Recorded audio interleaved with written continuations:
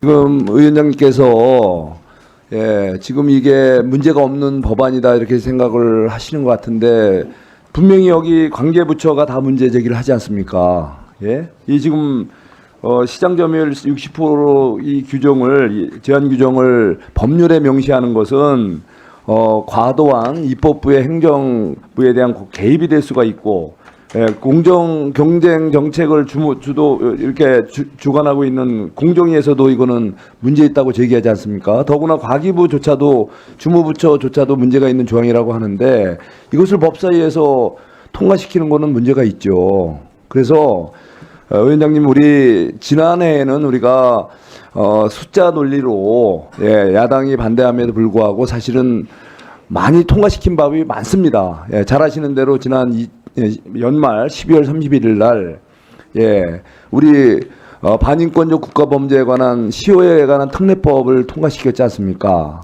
그런 법은 통과시켜서는 절대 안 되는 정상적인 우리 국가의 수사 담당 공직자들의 수사활동을 위축시키고 대한민국의 사회 안녕질서 유지를 저해해서 심지어 반사회적 범죄의 어떤 조장법이 될 수 있는 그런 정말 위험한 법이 통과가 됐습니다. 이제 그런 일이 2025년부터는 없었으면 좋겠습니다.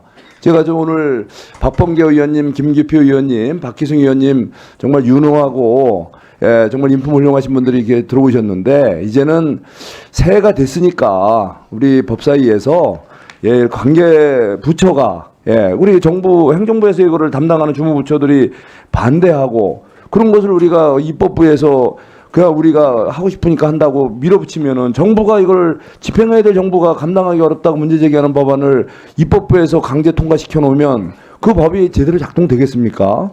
잘못하면 사문화가 돼요. 그러면은 결국 입법부가 나중에는 정말 이 조롱당하는 사문화된 법률을 만들어내는 입법부가 국민들로부터 지탄받을 뿐 아니라 행정부로부터도 외면받을 수가 있다는 얘기죠. 그래서 이런 관계 우리 행정부처에서 문제 제기하는 법안에 대해서는 다시 한번 그게 조정이 될 때까지는 내용을 좀 더 다듬었으면 좋겠고요.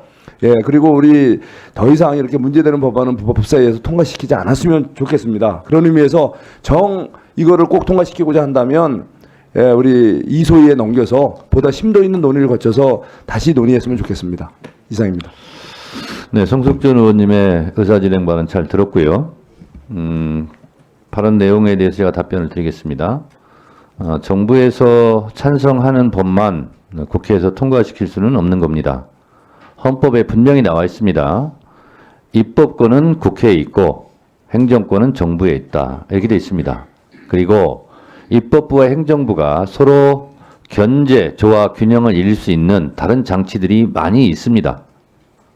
그래서 만약에 과기부 장관께서 상임위에서 이거를 예를 들면 정말 이것은 통과되면 안 된다 했으면 그때 결사적으로 반대를 하시거나 토론을 하시거나 아니면 과방위에서 계류시켰거나 이렇게 해야 되는데 일단 과방위에서 통과돼서 올라온 법안을 아까 제가 말씀드렸다시피 두 가지 원칙, 부처 간 이견이 있다거나 아니면 체계 자구가 심각하게 몸통을 흔드는 내용을 훼손할 정도의 체계 자구 심사를 할 수밖에 없는 상황이 아니라면 지금까지 법사위는 계속 그것을 의결 통과시켜 왔습니다.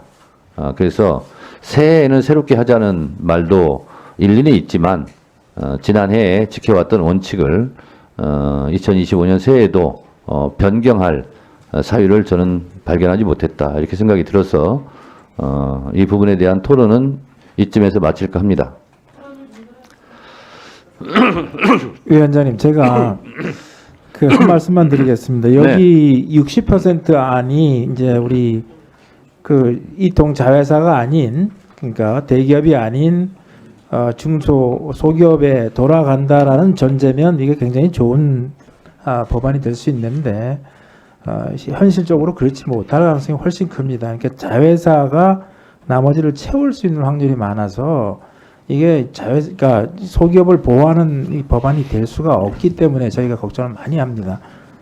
그래서 이 법안이 시행됨으로 해서 이통 자회사의 영역만 넓혀주고 이런 상황이 오는 것을 반대로 방치하는 그런 결과가 나올 수 있는데 거기에 대한 대책이 없이 이거를 통과시켜 주시면 그런 나쁜 결과를 초래할 수도 있다 이 말씀 좀 드리겠습니다.